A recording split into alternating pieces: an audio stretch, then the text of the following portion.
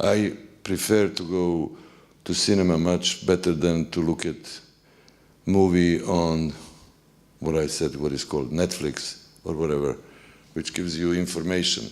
But if you look at together with somebody, you have still chance to get a wave of something that is strong inside the movie than when you are making phone call, smoking pot and watching the movie, and then in the middle you say, I don't want to watch this. You anxious to see the new Ang Lee film, Billy Wayne, which because it's 4K?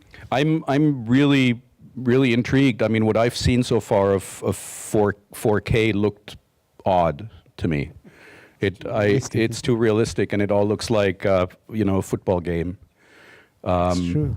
Some time ago, and he said, I have a problem when I'm going to the cinema to watch the film, because after 10 or 15 minutes I know everything. I know what is going to happen, how it's going to end, and actually I'm pretty, it's boring. With this film, I didn't have a fucking idea what's going on. I like to improvise, and I like to go into some kind of experiments, but I don't see experiments, in the old way of you scratch something, then you make something turn around and distort the sound and play it backwards, and you say this is an experimental movie. No, for me it's an experiment when you have a problem which is you can't nearly solve it, to find out how you can solve it. And in this case, the experiment was to make the best out of it. Fans of the Stooges were either like stoners and losers or sort of intellectuals, and there was nothing really in between. And, I guess I'm sort of both of those things myself, but yeah, I love the Stooges so much. I just wanted to celebrate what they mean. E roubar, tudo o que eu faço nos meus filmes é roubar. Faço isso sem qualquer pudor, nem qualquer problema. Ou seja, no fundo, é apropriar uma linguagem que teoricamente todos conhecemos, como o western ou um filme noir, e depois isso permite-me estar a inventar em freestyle. Ou seja, respeitar as regras do modo. Porque no fundo, a linguagem, eu parto do pressuposto que a linguagem todos conhecemos, e como tal, não estou muito preocupado em explicar em excesso. Estou mais interessado em experimentar com as pessoas e perceber o que é que as pessoas me trazem. First one is on average. One average person looks into his smartphone 200 times per day, on average. 200 times? 200. Wow. Okay, so this is a metric that we... With exception of Rui, he does it about 400. No, yeah, sure. I said on average, so... Okay. Yeah, sure. So this counts only one time.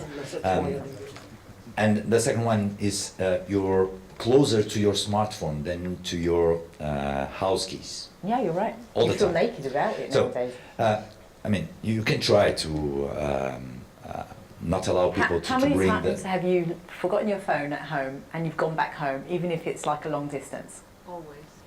Temps, c'est une notion abstraite. Il n'y a pas un temps objectif en dehors de l'homme.